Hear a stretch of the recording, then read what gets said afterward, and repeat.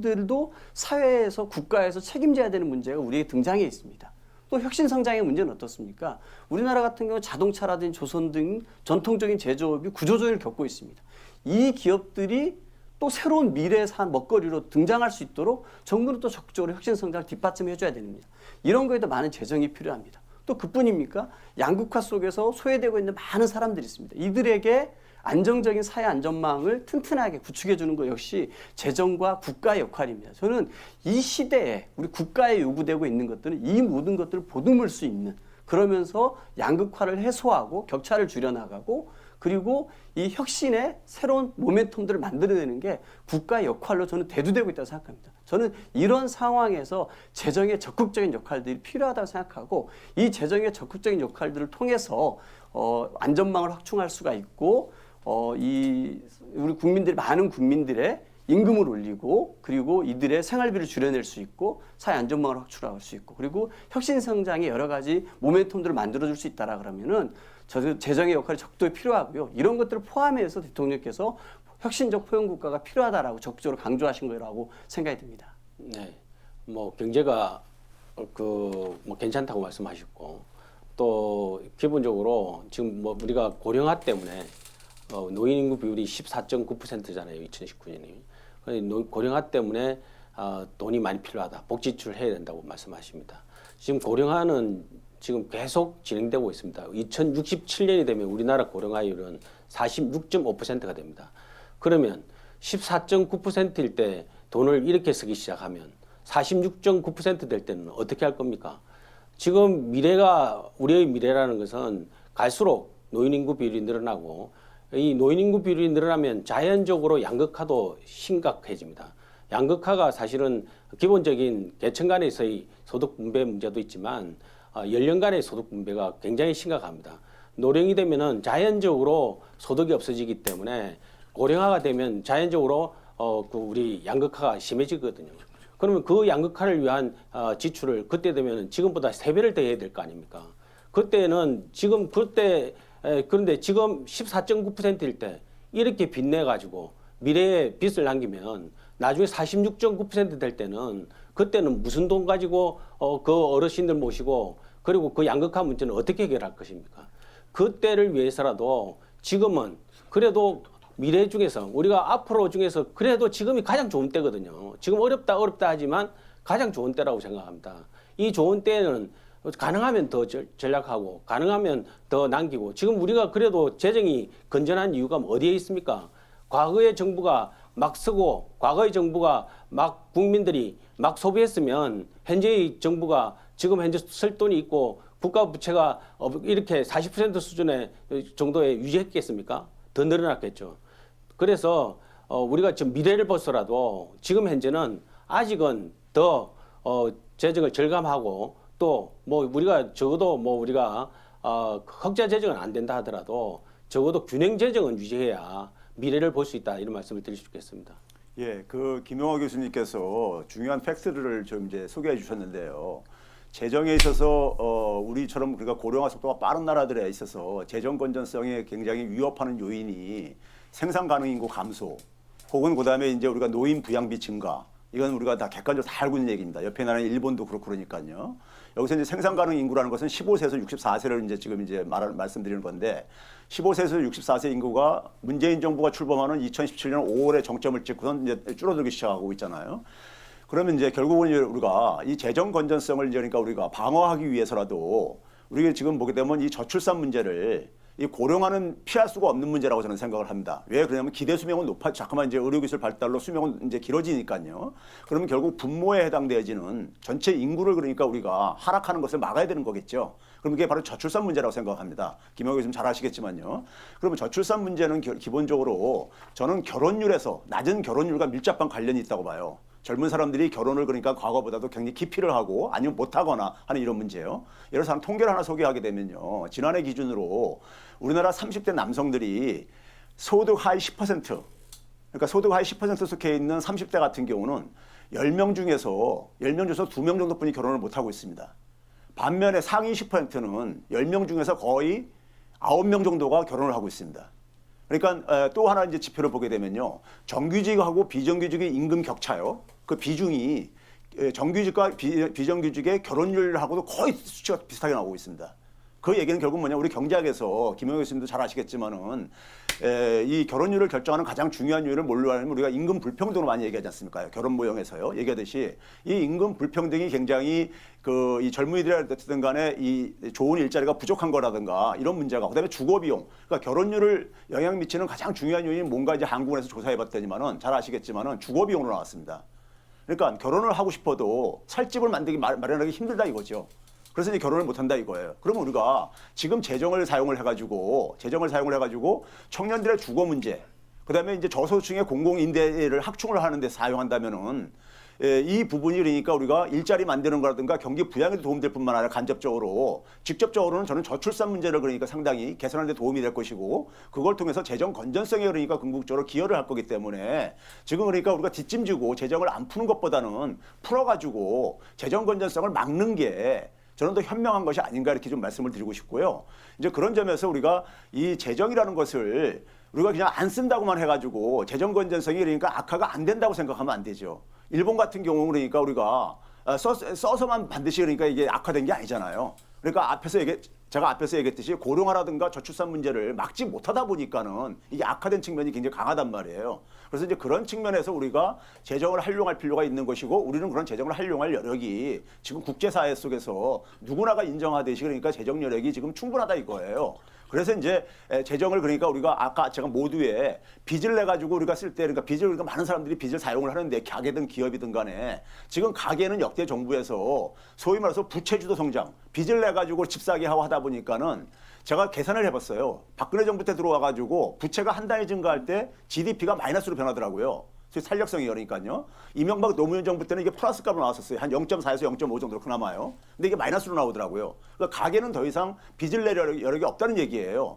그러면 이제 결국 뭐냐면 쓸 여력이 있는 데가, 기업 같은 경우는 제가 볼 때 수출하고 밀접하게 이 투자가 연계돼 있습니다. 우리나라 기업들 설비 투자는요. 제가 계산해 보니까요. 그것도.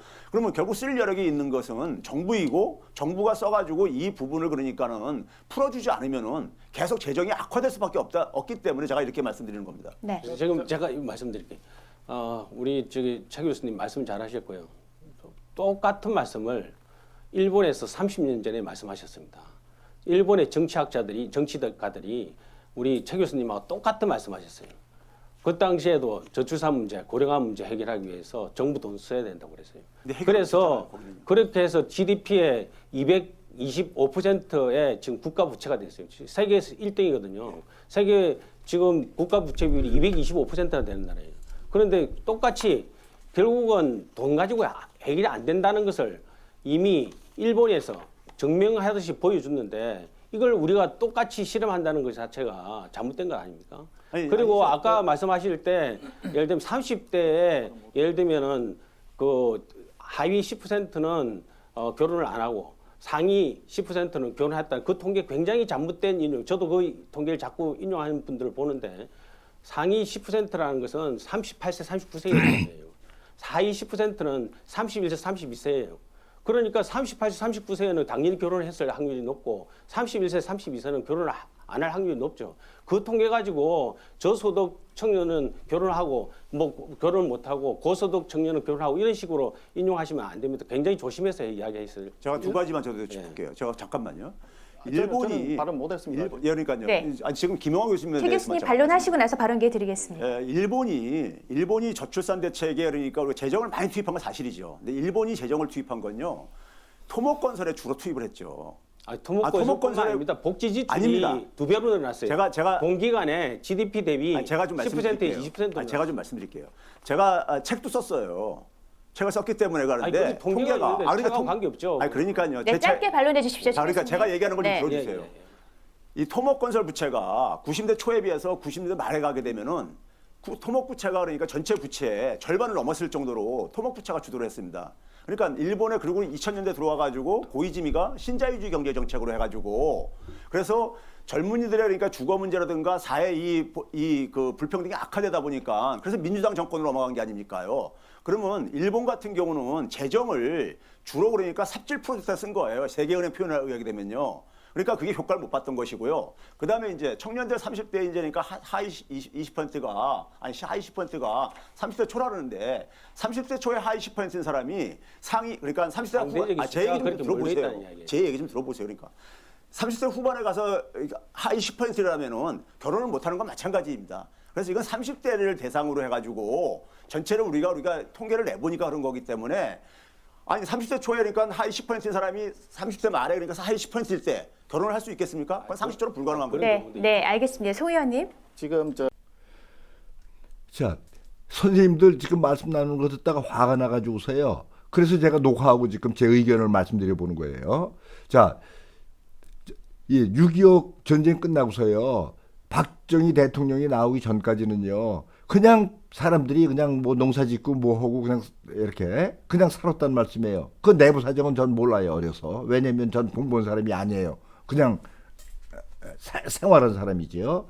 근데 박정희 대통령이 들어서고 나서 기업이라고 만들어 나갔어요. 그럴 때에 저임금 정책을 썼잖아요. 그다음에 인플레 정책을 계속 썼잖아요. 그러면서 계속 기업한테 돈을 몰아줬잖아요. 기업한테 돈을 몰아주면서 국민들은 이렇든 저렇든 아이가 저축하라고 막 독려를 했단 말씀이에요. 그러니까 국민들은 빚은 없었어요. 판잣집에서 살고 얼마라도 저축 가지고 있고 그다음에 그 저축은 기업한테 가 있고 기업이 빚을 가지고 있고 이제 그런 식으로 해서 이제 기업은 빚을 지고 있고 가게 이제 사는 사람 일반 백성들은 일반 국민들은 그러니까 빚은 없고 판잣집에서 살고 그런 형국에서 아파트니 뭐니 조금씩 지어나가면서 이제 인플레 팍팍 시켜나가가지고 많은 사람들의 돈이 그냥 인플레로 빨려 들어갔다는 말씀이에요. 그러니까 그 인플레 작년에 이제 부동산 투기 쫓아다닌 사람들은 이제 돈을 좀 벌어 나갔고 부동산 투기 쫓아나가지 못한 사람들은 그냥 가난한 판잣집에서 살았고 이제 그런 형국의 삶이었단 말씀이에요. 그런데 IMF가 왔잖아요. 그죠? IMF가 오고 나서 그 다음에는 빚이 국민한테로 돌아오고 오히려 이 기업들은 돈을 엄청 쌓아놓고 있게 됐잖아요. 그럼 왜 그렇게 됐어요? 정책이 그렇게 만드는 거 아니에요. 정책이 그렇게 만드는 거 아니에요. 자, 예를 들어서요. 자, IMF 오기 전에요. 전에는 선생 공무원 일당이 10만 원이면은 막노동자 일당이 3배 30만 원이었단 말이에요. 그다음에 기술 노동자 일당은 9배 90만 원이었었어요.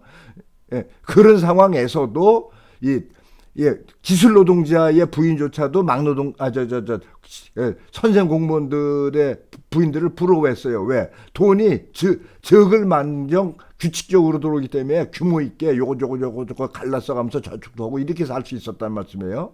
그런데 IMF가 왔어요. IMF가 오고 나니까 임금이 바뀌었단 말이에요.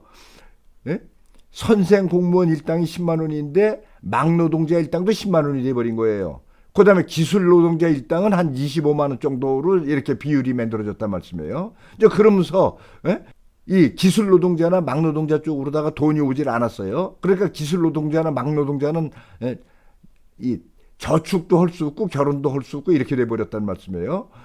그러면 왜 누가 그렇게 만들었어요? 천교조, 공무원노조, 민주노총 그 사람들만 살판난 월급을 받고 그러지 않은 일반 막노동자들은 도대체 생존할 수 없는 상황 속에 월급을 책정해 놨잖아요. 그럼 그 사람들이 받아야 될 돈이 어디로 빨려 들어갔어요? 전부 기업으로 빨려 들어가 가지고서 기업은 지금 유보 자금이 엄청나게 많이 쌓아놨잖아요. 그럼 그런 정책은 누가 만들었어요? 바로 당신네들 같은 저희 경제학인이 무슨 경영학인이 이거 공부한 사람들이 만들어놨잖아요. 그래서 솔직한 얘기로 내 관점에서 볼 때는 당신네들 다 월급 받고 특별하게 사는 게 아깝단 말이에요. 당신네들 다 잘라버려야 돼요. 왜 공부하는 내 눈에도 다 보이는데 당신네들 눈에는 그런 게 안 보여요? 나 한심한 사람들 같은 이라고. 당신네들이 뭐예요 도대체 뭐? 자, 그 다음에 하여간 그러는 바람에 일반 막노동자나 기술 노동자나 장가 들고 살 수가 없잖아요. 또 아주 평범한 얘기 한번 해볼까요? 자, 아파트에 전기 관리하는 사람들의 예를 들어볼게요. 자, 보세요. 이 아파트가 뭐 며칠 있다 없어지고 며칠 있다 없어지고 이러는 게 아니잖아요. 영원히 계속 있는 게 아파트 아니에요? 그다음에 아파트에 전기가 흘러가는 것도 며칠 있다 흘러가고 며칠 있다 없어지고 이러는 거 아니잖아요. 계속 전기가 흘러가야 되잖아요. 그러면 아파트에 전기 담당하는 기술자들이 어떻게 임시직, 예? 비정규직이냐 말씀이에요. 상식적으로. 그럼 어떻게 그런 걸 비정규직으로 만들어놔요? 그럼 강제로 비정규직으로 만들어 놓고 나서 그 사람들이 받아야 될 돈을 누가 가지고 있는 거예요, 지금요? 소수한테 몰아준 거 아니에요. 소수한테. 그 다음에 소수 기업들이 다 가지고 가서 기업 유보자금으로 쌓아가지고 있는 거 아니에요. 그럼 그거 누가 만들었어요? 당신네들 같은 사람들, 경제학이니 뭐니 공부한 사람들이 어쩌고 저쩌고 하면서 만들어서 맨날 말만 하고 있는 거 아니에요. 그러면 누가 그런 건 뭐가 결정을 해요? 정책이 결정을 하잖아요. 그럼 그 정책이요. 나 같은 사람이 만약에 일 처리한 책임 맡는다고 그러면요. 금방 다 해결할 수 있어요. 어떻게 해결해요? 박정희 시절, 이승만 시절의 월급 제도로 돌아가 버리면 그만인 거예요. 예? 뭘 이 말 저 말하고 뭐 그렇게 말들이 많아요. 이게 간단한 문제인데, 당신네들은. 예? 참, 솔직한 얘기는 내 심정으로는요. 당신네들 다 잘라버려야 돼. 월급 받고 뭐 특별하게 사는 게 아까워요. 뭘 공부를 했어요, 공부는? 현실을 보지 않고 무슨 뭐 수치만 공부했어요? 나처럼 경제학 원론조차도 공부하는 사람들에도 다 보이는데 내가 이거 해결하라고 나한테 책임져 봐요. 당장 다 해결할 수 있어요. 이까진 거. 무슨 헛소리를 하고 있어요. 헛소리를. 선생님들, 일자리가 뭐지요? 도대체 일자리가 뭐예요? 맨날 이렇게 문재인 대통령님인가 이 양반도 뭐 일자리 창조 그러는데 일자리가 뭐냐고요? 일자리라는 게요. 사람이 사는데 필요한 물건을 만들거나 사람이 사는데 필요한 일을 하는 게 일자리잖아요. 그죠? 그럼 사람이 사는데 필요한 물건 뭐예요? 먹고 사는 거. 먹고 사는 게 필요한 거예요. 의식주, 옷 만드는 거 일자리죠. 먹을 거 만드는 거 일자리죠. 근데 살집 만드는 거 일자리예요. 그러니까 이거 기술이 엄청 발달돼 있잖아요. 그럼 값이 싸져야 정상이란 말이에요. 그럼 사람이 사는데 필요한 일, 뭐 애들 공부시키고 뭐 아프면 치료하고 하는 일들이요. 이런 일도요. 요새 지식이 얼마나 발달돼 있어요. 그럼 굉장히 싸질 수가 있잖아요. 그 다음에 또 많은 사람이 갈라서 맡아서 해도 되잖아요. 그죠? 자, 이런 일들이요. 우선 이런 일들 자기가 할 수 있으면 자기가 일단 처리하는 거란 말이에요. 아파도 자기가 뭐 이렇게 뭐 찜질하든 뭐든 뭐 주물르든 처리할 수 있으면 처리하고, 그다음에 자기가 스스로 처리할 수 없는 거는 이제 다른 사람한테 맡기는 거고요. 또 애들 공부도 자기가 시킬 수 있으면 자기가 하는 거고, 자기가 시키기에 벅차면 다른 사람한테 맡기는 거고요. 그죠? 예. 그다음에 또 나라 전체를 보면은 자국민이 할 수 있으면 우선 자국민이 해야 원칙이잖아요. 예? 근데 자국민이 할 수 없게 모자란다. 그럼 먼저 다른 나라 사람들한테 맡겨서 할 수 있는 거죠. 이제 그런데 문제는 IMF 이후로요. 선생님, 공무원, 뭐 민주노총 이런 사람들이요. 자기네들 건 많이 책정했잖아요. 그죠? 그다음에 뭐 집 만드는 일, 뭐 이런 일들이요. 건설 노동자 이런 일들이요. 이런 일들은 터무니없이 인건비를 낮춰놨잖아요. 낮춰놓고 나서는 외국인한테 주잖아요. 그러니까 자국민은 전부 일자리가 없어지는 거잖아요. 그러니까 그런데 종사하는 사람들은 전부 시집장 가서 못 가요. 그렇게 만들어놨잖아요. 누가요? 바로 선생 같은 그런 유식한 사람들이 그렇게 만들어놓은 거란 말이에요. 굳이 무슨 뭐 그렇게 유식한 소리 안 해도 이제 눈치로 다 알아챈단 말씀이에요. 자, 그러니까는 선생님들 지금 토론은 선생님들 같으신 분들이요, 전교조 같으신 분들 그다음에 또 이제 거기 뭐 공무원들도 끼어 있잖아요. 그죠? 이런 사람들은 수입 많고, 그다음에 또 기업 유보자금 엄청나게 많고, 그죠? 이런 상태로다가 괜히 말만 그럴싸하게 늘어놓으면서 세월 까먹는다 말씀이에요. 자, 만약에 제가 책임받는 데면요, 전 국민이 선생님 같으신 일들 그거 갈라맡아 버리면 돼요. 갈라맡으면은 우선은요, 선생님들, 공무원들 2일 근무제하고 3배 뽑아요. 2일 근무제만 해요. 그 다음에 3배 뽑아. 그 다음에 6일 일해요. 토요일 날도 일해. 그러면은 일요일 날 하루 쉬고. 그럼 6일 근무제 하고 이틀씩 일하고 월급도 세 사람이서 갈라가지면 되죠. 그죠? 그러면 4일은 뭐해? 4일은 연구하는 일 하면 돼요. 연구하는 일. 연구하는 일은 쌓였어요. 그 연구를 많이 해야 우리나라 국민들이 빨리빨리 더 힘 있는 국민이 되죠. 연구직은 얼마든지 만들 수 있어요. 예?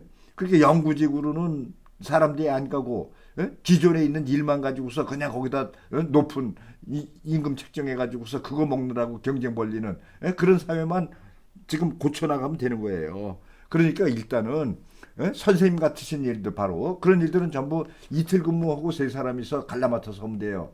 그다음에 또 임기제로 하면 돼. 뭐 2년 임기든 4년 임기든 뭐 6년 임기든 그러면서 전 국민이 이제는 공무원이고 선생이고 공무는 전 국민이 갈라맡으면 되는 거예요. 그러니까 공무는 공유하자. 공무는 공유하자. 간단해요. 그런 거 처리하는 거. 그럼 선생님들 이틀 일하고 뭐 하루 논다고 치고 4일은 뭐 해요? 그래서 4일 연구직 하면 돼요. 투잡 시대. 전 국민 투잡 시대 하면 되는 거예요. 그러면요.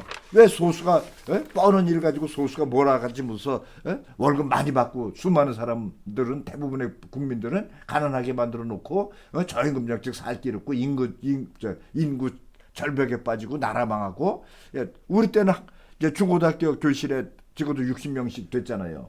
지금은 뭐 17명, 18명 뭐 이렇게 되고 학교도 폐쇄이 되고 애를 못 낳고 왜 소수가 몰아가지니까 그렇잖아요. 뻔한 걸 가지고서 왜 쓸데없이 뭐 말들만 많아요. 자, 이제는요. 이제는 뭐 빅데이터라는 얘기가 있더라고요. 그 빅데이터라는 게 뭐예요? 누가 언제 어디서 무엇이 얼마나 필요한지 다 데이터로 나오는 시절이 빅데이터라고 이렇게 생각해 볼 수 있잖아요. 그러면은 다 누가 언제 어디서 무엇이 얼만큼 필요한데 덮어놓고 왕창 생산해가지고 광고 보면서 파는 그런 시절이 이제 미개인 시절이 되는 시절로 이제 바뀌어 나가는 거란 말씀이에요. 그죠?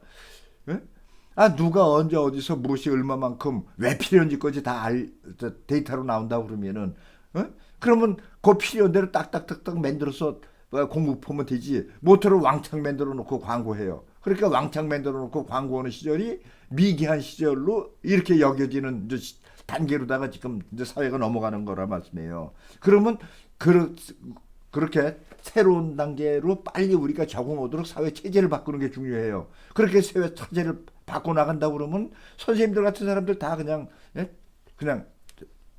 해고하면 되는 거예요. 괜히 쓸데없는 말장난하는 사람들 못하러 그 많은 월급 받아가면서 있어요. 바로 선생님 같은 사람들 빨리빨리 처리해버리는 게 그게 이제 새로운 시대를 우리가 만들어 나가는 거예요.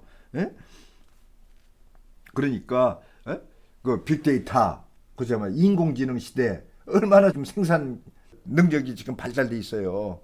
그럼 사회 체제를 재정비만 하면 된다고 나는 생각을 해요. 그러니까 인전 새로운 시절을 빨리빨리 설계를 해야 돼요. 빨리빨리. 괜히 쓸데없는 소리 이 소리 저 소리 하고 뭐 할 필요 없어요. 또 뭐 노인 문제라고 그러는데 자 노동판을 가도요. 계속 노동해온 사람들은 80이 돼도 노동을 해요. 우리가 편안히 얘기하는 노가다판이요. 노가다판에서 계속 근육 운동해온 사람은 80대도 일을 해요. 무슨 노인 문제예요. 당신네들은 펜 떼가지고서 거짓말해가지고 사회에 허상을 만들어 놓고 허상 속에서 사람들 속여먹는 일만 한다고 나는 느끼고 있는 거예요 지금요. 선생님들 빨리빨리 물러나고 빨리빨리 새로운 세상에 적응하는 그런 사회 설계하면 되는 거예요. 걱정할 거 하나도 없어요. 요체는 선생 같은 사람들 물러나는 게 요체예요. 기득권 가지고 괜히 똥 싸 문댈 생각 하지 말라고 이제 그만해요.